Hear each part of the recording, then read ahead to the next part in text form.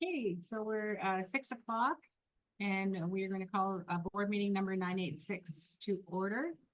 And we are currently at Spring Creek Community School in Whistler. I'd like to start by acknowledging that we are privileged to meet on the unceded and ancestral territories of the Squamish and Tsautlian nations. To start with, agenda item number 1 is there's a recommendation that the agenda of this meeting be approved. Thank you, Cynthia. A second for that. Thank you, Melissa. All those in favor? And that's carried. We have some minutes there for a recommendation. That the minutes of the board meeting held on September 11th, 2024 be adopted. Thank you, Melissa. A second for that. Thank you, Cynthia. All those in favor? That's carried. 2 more. That the summary minutes of the in-camera board meeting held on September 11th, 2024 be adopted. Thank you, Melissa. And second for that. Thank you, Cynthia. All those in favor? And that's carried. 1 more. That the summary minutes of the in-camera finance committee meeting held on September 11th, 2024 be adopted. Thank you, Lisa. Second for that. Thank you, April. All those in favor? It's carried. Okay, so that brings us to item 3, our announcements. So chairperson's remarks. First off, apologies for double booking myself last month for the first meeting of the year and missing that. But you guys did a great job in my absence. I'd like to start, I'm just going to review what I've been up to in the last couple of months, over the last couple of months. So on August 21st, I was part of the VP recruitment process where we had some excellent internal candidates and some excellent external candidates. So it was, I'm always happy to be part of that process. The 28th, 29th, a few of us were able to participate in our strategic planning session. So that's also very exciting to be working on. And we have a session coming up in a couple of weeks that we will be doing some more work on it, on the report that we received from our facilitator. September 4th was agenda setting.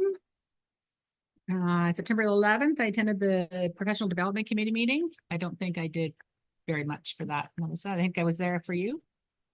Yes. The PD committee. Yeah. Yeah. I'm like, well, I'm just going to sit here and listen. Yeah, you don't do a lot. Yeah. And then, Really interesting. and then we got the boot. Yeah. So, and then September 19th, the Welcome Back barbecue, which was fantastic. It's always great to see our principals and vice principals. And whatnot. So I thank those trustees who were able to attend for making it. On the 23rd, I attended the ADEI working group, which is a BCSTA working group.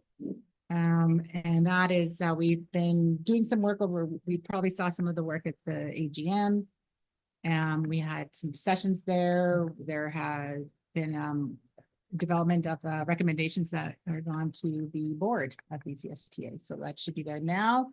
And I'm fairly certain we'll see something at Academy coming out of that work. The 26th, I attended a board chairs meeting on the advocacy update. And what that is the they've developed template letters to MLAs we can use in our districts, and they with some key questions. And the 3 key questions are behind recruitment and retention of staff, capital and deferred maintenance funding, inclusive education, and student success.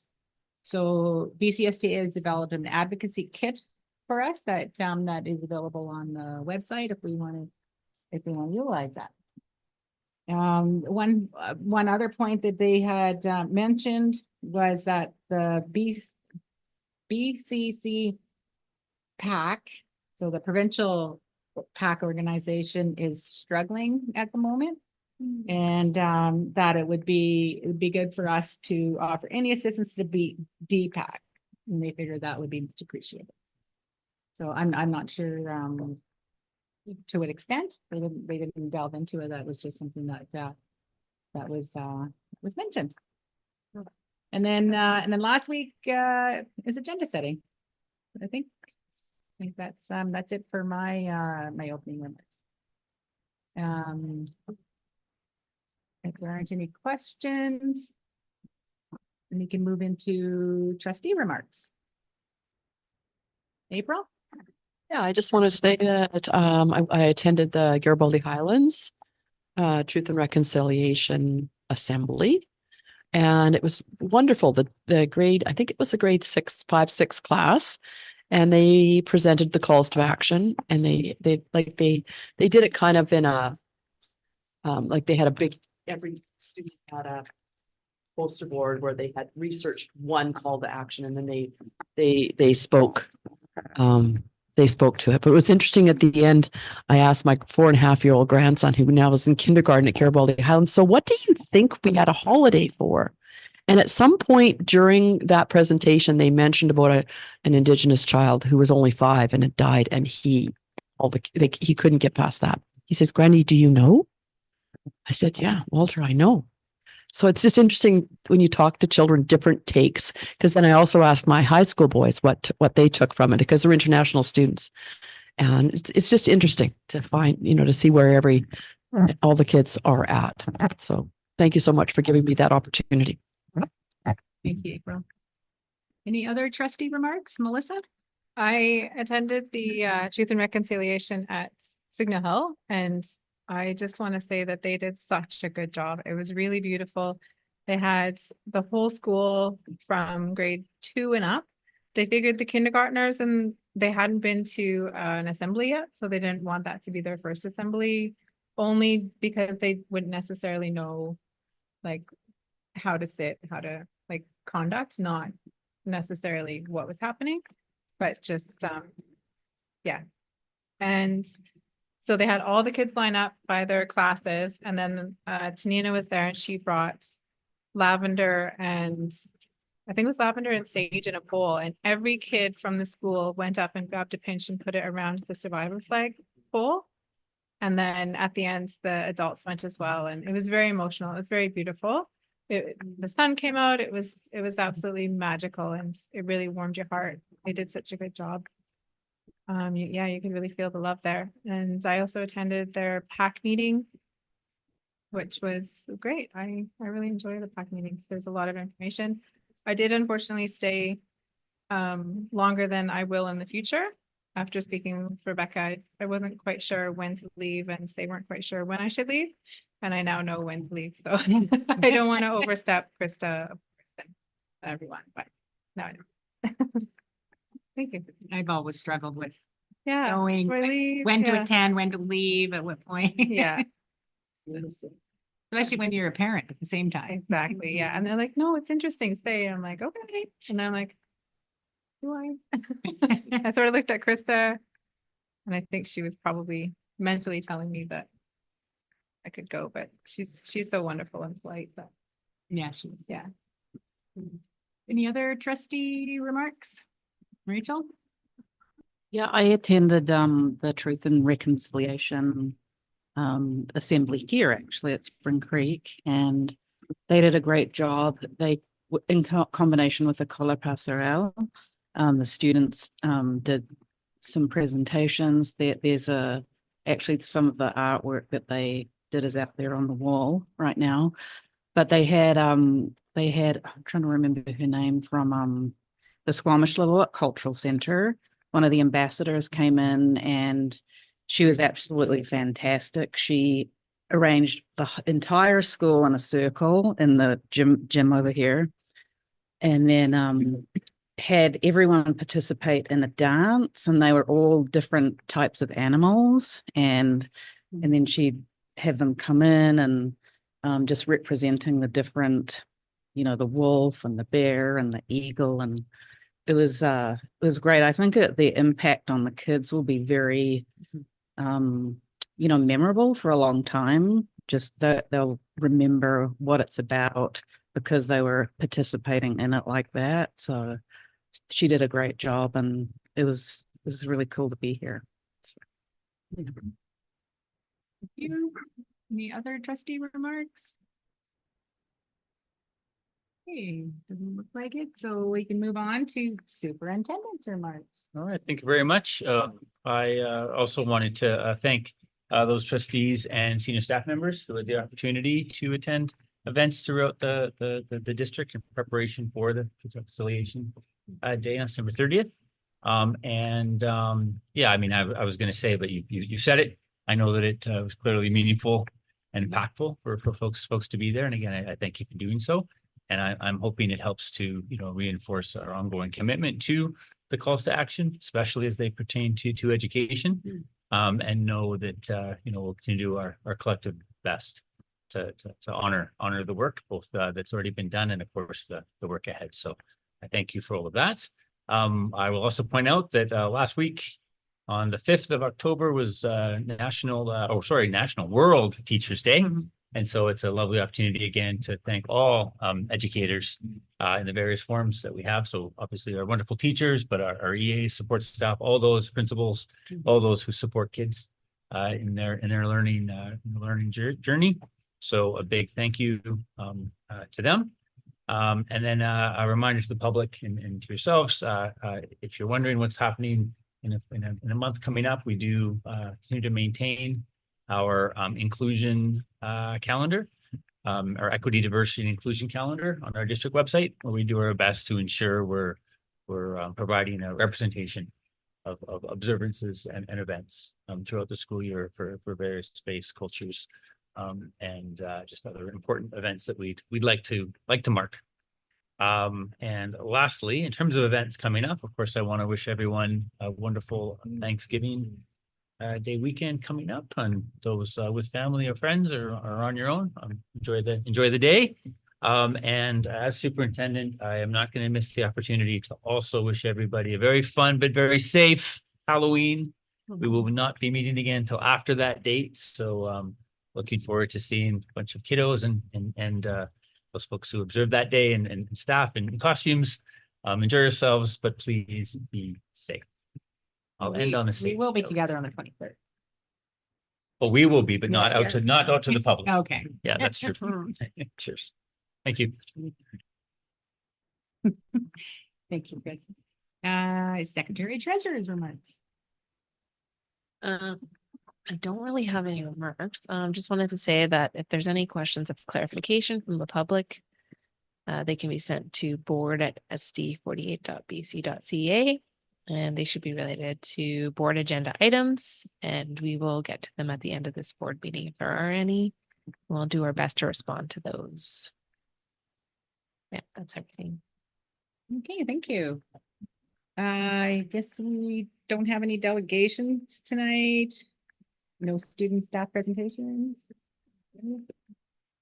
But you know what, but we do want to point out that we do have a lovely class from Squamish, no, from Valley Cliff Elementary that stood right up and wanted to come, but when realizing it was in Whistler and they wanted to be in person, it's a little too much of a journey in a late night for our little ones. So they're going to be presenting at the next board meeting instead. So we'll leave the surprise and tell you more details in that evening. So we're looking forward to that and thank them for putting themselves forward. It's fantastic. That's great, thank you. Mhm. I don't think there are any trustee items. So that brings us to our board committees. So the committee of the whole met earlier today.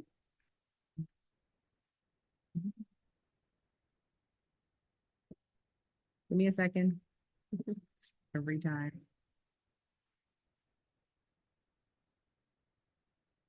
Do you have one open?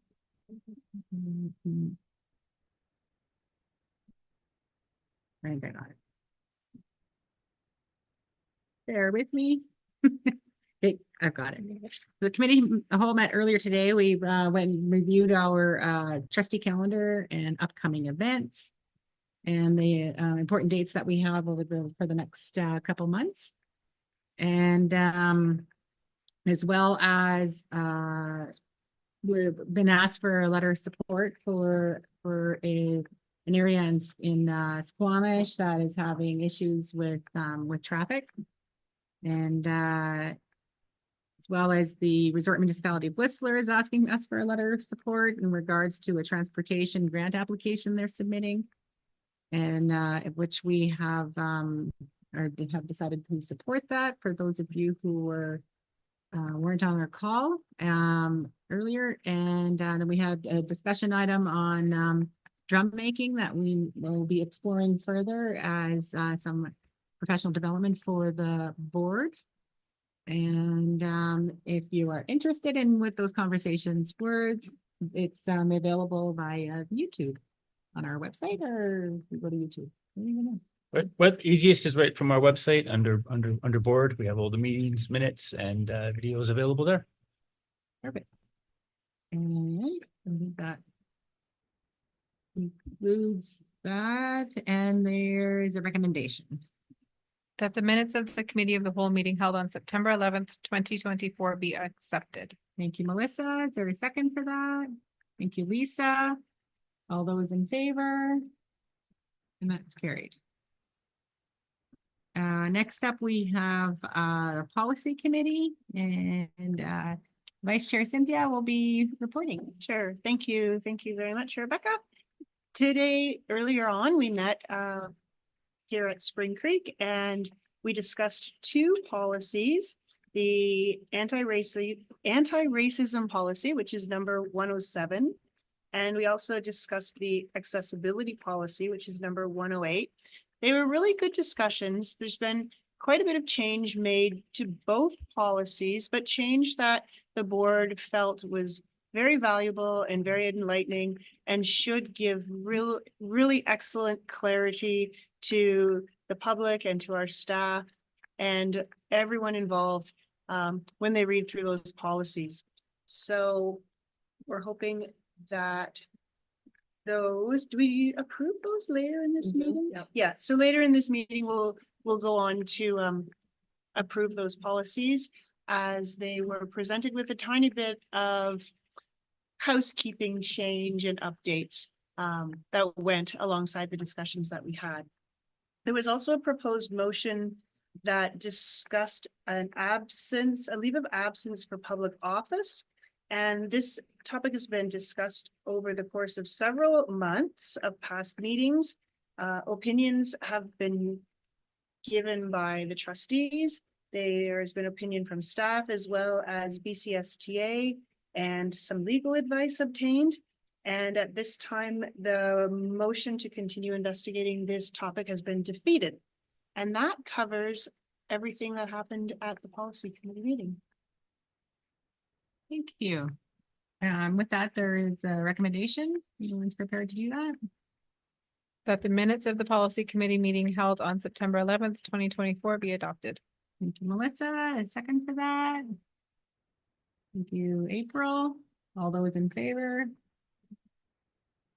And that's carried. With that, we move on to our finance committee. We met earlier on the finance committee with presentations on our district budget overview, so our school funding allocation and our funded student enrollment. We reviewed our budget development process timeline for the upcoming calendar, 2025-2026. And with some reference materials that are attached if anyone is interested. With that, there is a recommendation. That the minutes of the finance committee meeting held on September 11th, 2024 be accepted. Thank you, Cynthia. Your second for that. Thank you, Melissa. All in favor? And that's carried. So that brings us to Indigenous Education Council.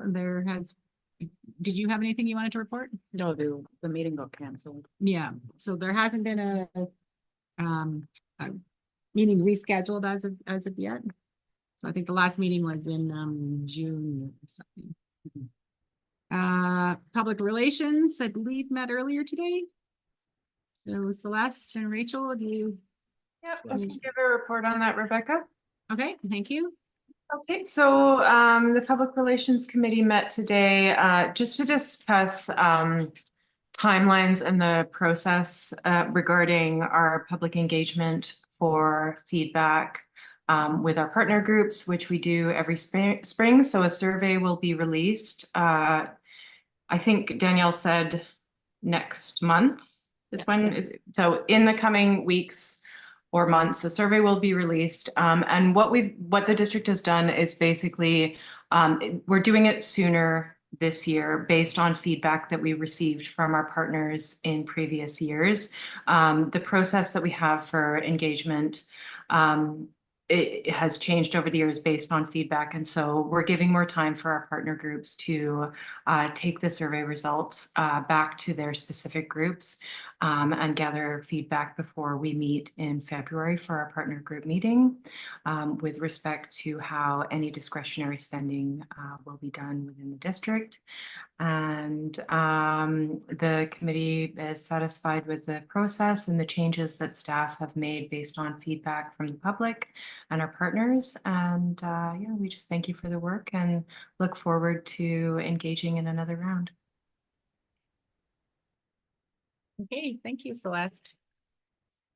I don't see any actions behind that. So we can, if there aren't any questions, comments, we can move on to our general section. We do not have any business arising. Information items, enrollment update, and I think that's you, Paul. Okay, yes, so. Hershey. Okay, so first slide, approximately 5,300 FTE enrollment this September. And this is an increase of about 41 FTE from September 30th. Oh, that's okay. There we go. Yeah, and is my volume coming through? Okay, okay.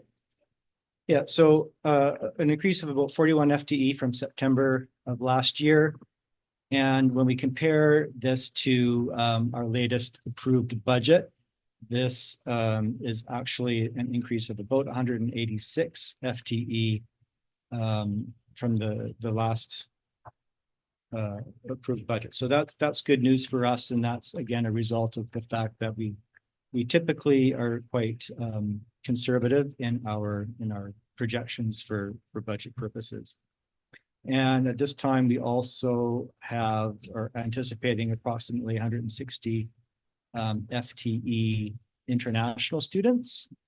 So that's kind of just an overview. Are there any questions about this first slide before we move on? So do we have some schools that have more than expected significantly and others that are lower? There's a slide that will show that Okay. a little bit later specifically. Perfect. Yeah, so again, just for the clarification for the public, this slide is about FTE. This isn't about the number of students. So FTE is the sum total of all of the courses that students are signed up for. So in some cases, for example, a high school student, one student might be registered for more than one course. So they would have more official FTE than just one. So that's why you'll see in the next slide, the next slide is just student headcount, which is it's an unfortunate term, but it's the term that's used eventually to count the actual number of students. So yeah, so the second slide, I'm gonna change my slide so that it matches that one. Okay, approximately 5,133 resident school-aged students. So this does not include international, and it does not include DL. Which is also known as online, just for the. Also known as acronyms. online. So this is, this is interesting for information. The reason why FTE is significant is because we're funded based on FTE, so that's that number has additional implications, and then so this headcount number is certainly interesting. It tells us how many actual students we have in our district.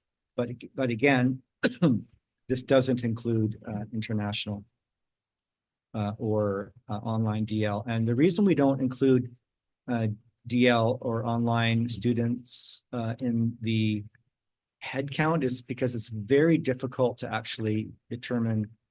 It's just challenging the way our information comes to us, because it typically comes to us by FTE. And so there's a lot of a large number of students taking online courses. So it, so for example, one student might be taking 1 or 2 courses, another student might be taking the full course load. So it just gets tricky to pinpoint the actual number of students. And then 188 international. And the reason why this is a higher number than the FTE is because some international students only attend for 1 semester. Okay, we can go to the next slide, Archie. And this slide just shows a historical report over the last, I think, 8 or 9 years of what our enrollment looks like. So we can see we are actually up in terms of the number of students from last year. So that's great. And again, just a reminder, it looks like we've tripled in size from 2017, but of course, these bar graphs, you can picture them extending below the page. It's just the way they're the ratio of the bars themselves, the way the data is shown. So that's an interesting one, just to show sort of we've had growth, and then things have kind of leveled off over the last 4 years or so, but not significant change. So it's been fairly stable, which is great. And if we go to the next page, this shows enrollment by 3 of our major communities. We know we have more communities than these 3, but these are our larger centers where our schools are located for the most part. So Squamish, we're showing steady, gradual growth. And Pemberton at the bottom with the dark blue line shows a little bit of growth as well, 725 to 769 from last year to this year. And then Whistler is showing a slight decline from 1,081 down to 1,051. So that's an interesting one as well, just showing the different sort of trends in our 3 major communities. Would we know if you don't mind me jumping in? Please. Are they new to us students in the Pemberton area, or because we sometimes get transition between students moving between Haflola and Pemberton Secondary in particular, or Signal Hill? Yeah, I'm not sure about that. I know that what we're experiencing overall, generally in the district, is when we had a really large number of new students registered in kindergarten, let's say 6 or 7 years ago, that cluster is moving through the system. And we had probably a smaller number of kids at the high school level. So that big cluster of kids from 5 years ago are moving up through. And so our middle school and our high schools are growing quite a bit. Mm-hmm. And then kindergarten registration for the last couple of years has kind of leveled off and even gone down a little bit. So we know that kindergarten is kind of slowing, but our overall numbers continue to grow because of that group that's kind of moving up through. But as far as Pemberton goes, I was thinking about the development, the new right, complexes that are there, if we're seeing new to the area mm-hmm. students, or Are we just flexing back and forth again? Yeah, it's a good question. I mean, I think coming up here, we can take a look. I can't remember off the top of my head, but the next, Okay, a couple of slides will show the schools specifically, so we can see what the change was at Signal Hill, and we can see what the change was at Pemberton Secondary, and that might give us a little bit of better idea. So the next slide is, I believe, French immersion. And so we can see there that there has been a leveling off and a decline in French immersion enrollment over the last number of years. We know that actually we've heard anecdotally that this is happening provincially, that this has been a trend. And so you know, we did do a French immersion review last year. And one of the things that we learned is that, you know, more families are realizing or finding earlier on that perhaps French immersion may, for whatever reason, may not be a good fit for the family, for the child. And so we have students leaving the program in grade 1, 2. That's happening more often. And so that didn't happen as much in the past. So the conclusion that we're coming to there is just that families are more likely to decide to leave the program if it's not working, rather than sticking with it for a longer time.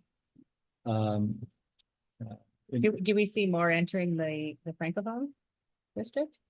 We don't have stats on that. So that's a very good So we question. don't know, like say, for instance, and this is only because it's friends of mine, that their kids are attending the Francophone school instead of Signal Hill. So I just don't know if they started at Signal Hill and then moved into the Francophone school, if we have any kind of numbers like that. We don't. I mean, I know anecdotally, because my wife works at the Francophone school in Squamish, that they seem to be holding fairly steady in their enrollment. I don't know if any significant growth there, just anecdotally. But yeah, we don't have specific enrollment information for their school. I think for myself, I'd still like to learn a bit of the difference between what the intent is for French immersion as opposed to Francophone. Like the goal is, is it fluency or what? Yeah. And that can be a conversation for another day. It's just something I'm a bit curious about. Yeah, well, I mean, very quickly, I can say that the Francophone school, their intent is to serve families who have Francophone heritage. So families who are actually French is the first language of one or both of the parents. And so that is the mandate of the Scolaire Francophone. And French immersion is for typically for families whose first language is English, and to learn French as a second language. So that's basically the difference. Okay, so the next slide then shows the same that trend for French immersion from community to community. So we can see in Squamish there hasn't been a significant change. I think we dropped maybe 4 students or something like that in Squamish. Pemberton, there's been no change from last year to this year. The number is the same, but then there was a decline in Whistler. Yeah.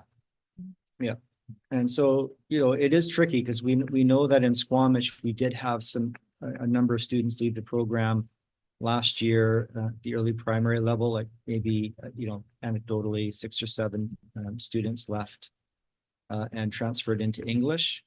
But that could be balanced by perhaps a larger group of incoming new registrations, so that there wasn't much of a decline there. It looks like the largest drop was in the Whistler area. They have late. Yeah, that's right. It's a late French immersion Also in program. high school, promising. so, Pardon me? also in high school, so That's right. some students often leave at the high school level, right? Right. They don't carry through. Mhm. Right. Yeah, and we know that's always been the case with French immersion. There's always, a certain level of students who leave the program before they graduate for a variety of reasons. But as I said before, we do know that this does mirror a greater trend provincially with French immersion programs.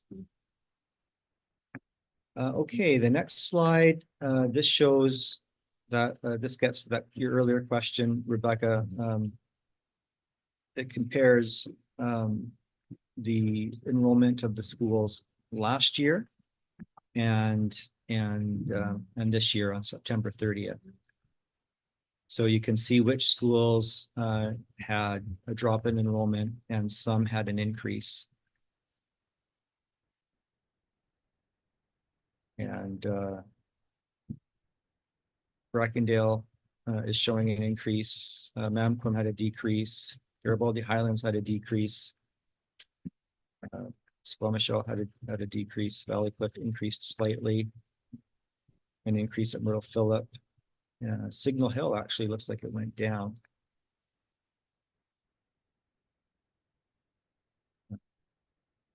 So maybe we'll have a look at the next slide. I'm thinking that Pemberton Secondary probably went up. Significantly. Yeah, there it is. HSS too.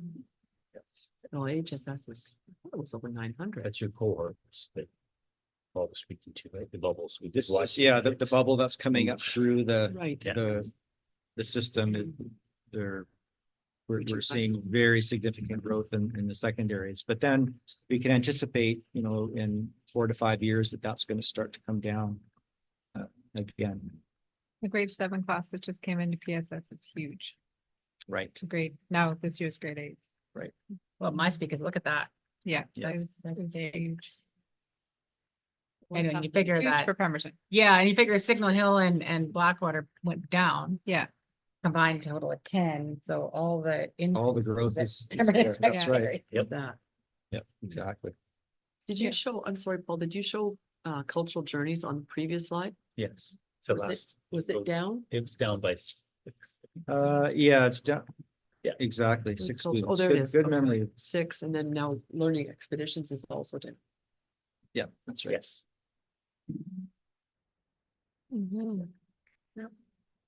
15.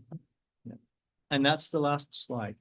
That's an overview of the results of the end of September official 1701 count, we call it. Great. Questions? Not Saying anything. You did a great job. All right. Okay, so moving on. There are some attachments there for you. No correspondence, bring no items for discussion. So that brings us to policy motions. Cynthia reported out on this earlier, the policy 107, anti-racism, and policy 108, accessibility. Was there anything that you needed to add to that discussion? I don't think so. If not, oh, no. No, don't Okay. believe so. So then that brings us, that we have a recommendation. That the Board of Education adopt policy 107, anti-racism, and policy 108, accessibility with changes as discussed. Melissa, second for that. Thank you, April. All those in favor? And that's carried. We don't have any action items. We don't have anything to be brought out of camera. No bylaws. This is like record short meeting. Any questions of clarification from the public? Good job. Well, Danielle's checking. This is not a question of clarification from the public, but a question that I thought of just as we closed that discussion from Paul's presentation. Could I ask a question? Yeah, right now. Yeah, sure. Well, Does the data that we collected, does that reflect the projections that we got from the demographers? No. Oh, I see what you're saying. Do you know, Is it close to yeah, what the projections were? yeah. Like are the That's demographers right? Yeah, that's a good question. I mean, they're never bang on. Yeah, But I would say they weren't. Yeah, I actually haven't gone back to look at that specifically, but we use those numbers loosely for our projections, you know, when we're putting the first budget together, and then we go a little bit more conservative than that. yeah. So they're not significantly different. Okay. I'd say they're in the ballpark for sure. Yeah, I think it's important for the public to know that, you know, the comments made earlier. So Verigar, local knowledge, all these things go into our projections. Mhm. And then we always are very conservative with projections, and that's so that there are no big surprises. Exactly. And I can speak on behalf of the staff saying that the 1701 count, the results, we're not seeing any surprises or anomalies. Like we weren't expecting a huge jump or a huge drop. So what we have at 1701 is well within what we assumed we would be at. But again, we would never try to be accurate because this is all tied to funding, and we want to ensure that you know, it's much better to post for and bring people on than to, you know, heaven forbid, not be able to sustain employment. So Mhm. we do that for lots of good reasons, fiscal responsibility and sureness of employment as well. I would say too, that because, you know, we do project conservatively, and the trend has been sort of a steadying off and maybe a little bit of a dipping. I would say we were quite pleasantly, Yes. not surprised, but we were happy Yeah. with where we're at. Oh, good. In terms of the number of FTE above what we've planned for is good news for us. Yes. So Okay. it's a good news Agreed. story.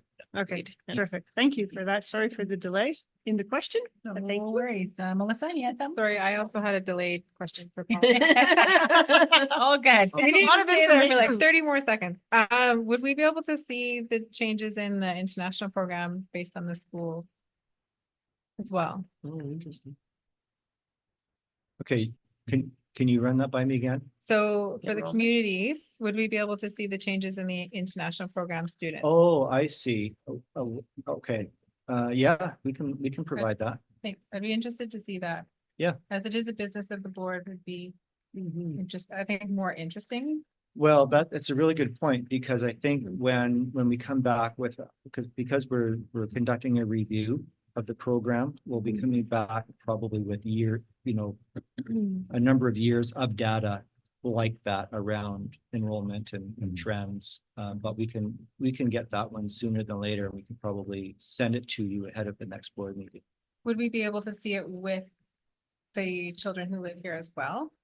Like have it in there with like alongside, like there's 700 children at HSS. This is how many of them are international, like another line, like blue, orange. Yeah, so, well, let me go back and look. I'm gonna say the chart that I showed you. I think we were just resident students when we looked at the high schools. So that's not the international kids. It's not international kids, but we could add another column, and we'd be much shorter column Yeah. because there aren't as many, but Yeah. we could show sort of the pattern over time. Yeah, Yeah, I'd Yeah, love we to can see do that. Thank you. And just for, again, clarification, that the reason why it's a 1701 enrollment review today is because that is what's connected to funding. So we do not receive funding for international, which is why we don't Oh, include but them. we do, I mean, but not from the Yes, province. not from the Oh, province, I okay. should say. Okay. Right, so the Right. program is funded. Okay. I know what you meant. Yes. But I thought we better clarify that. Yeah, that's true. Sorry. Thank you. Any other delayed Also, perfect timing. Oh, I think Lisa has a, Oh, Lisa, you have your hand up? So, Rebecca, you made me think of something with all the new. Oh, Yeah, Oh, no. sorry. With all the new development going on in Squamish and the one that's just opened up in Pemberton, it'd be kind of interesting to see once those new developments are online, how much of an impact they are having. Like you look at some of the new Squamish developments that are coming to town, how much of an impact is that going to have on our classroom stock, right? So I'm not sure if we do those kinds of comparisons, and maybe Beauregard taps into it, but if we're adding 10,000 more homes in yes, that's Squamish. the Beauregard. Yeah, that goes into Mhm. the projections. Beauregard has that responsibility. They do the housing starts, et cetera, as do the local knowledge pieces from our principals, from what we're seeing in community, et cetera. And so we share each year, you know, that 10 years out, the trend. And so it's been pretty accurate in that while we have all this development, what we've been noticing and what Beauregard predicted was we're not having folks with school age children entering or buying into those properties. And that's not seen to happen for a few more years yet. So we can certainly speak to that as we look at planning for next year and revisit the 10-year projection with any adjustments from Beauregard. So thanks for bringing that up, because I think it's something I know that the public asks us a lot as well, and they see all the development and say, "Oh my goodness, you must be bursting at the seams," but we're just not having new families coming into those places. Lots of empty nesters and lots of retirees and roommates and singles and whatnot. So Hmm. we'll continue to Thank you. keep an eye on it for sure. No, it's a great question. Thank you. Yeah, because I remember asking the same thing Yeah. a few years ago about, in particular, with Pemberton, because there was mass growth there, and talking to the principals, and they're like, we're not seeing the numbers. Not feeling the impacts as of yet. That can still come, so. But thank you. Anyone else? Great. Hearing none. Questions for clarification? There's the public? There's Nothing? nothing there. No. Okay, well, it is 6:48 and we've concluded the business of this agenda and we are adjourned. Did you want to say something before everybody logs off or no?